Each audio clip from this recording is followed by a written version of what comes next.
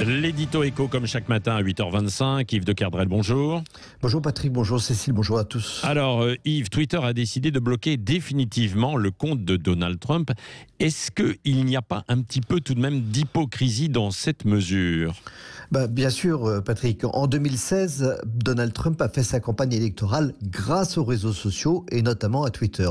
Et progressivement, au cours de son mandat, le tweet est devenu son principal moyen de communication plusieurs fois par jour. C'est bien qu'il avait fini par compter pas moins de 88 millions d'abonnés à ses tweets. Aux États-Unis et ailleurs, c'est bien plus que le nombre de scrutins qu'il a récolté, 74 millions aux dernières élections.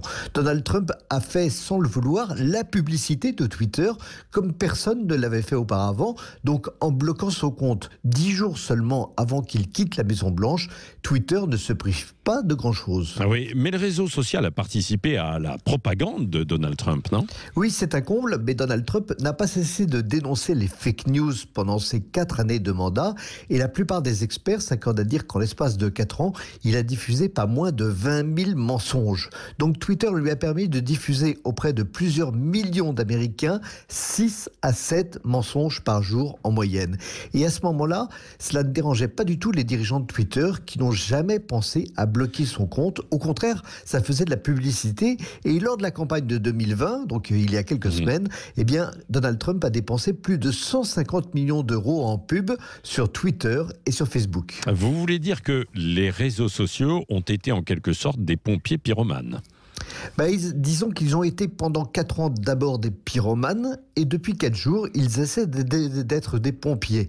Mais pas forcément à cause des propos outranciers tenus mercredi dernier par Donald Trump, tout simplement parce qu'ils savent que les parlementaires américains, et notamment les démocrates, veulent réguler davantage ce qui circule sur les réseaux sociaux. Il faut savoir que Twitter actuellement est régi par le ministère des Transports. Il faut voir l'aberration, tout simplement parce que Twitter affirme transporter des informations.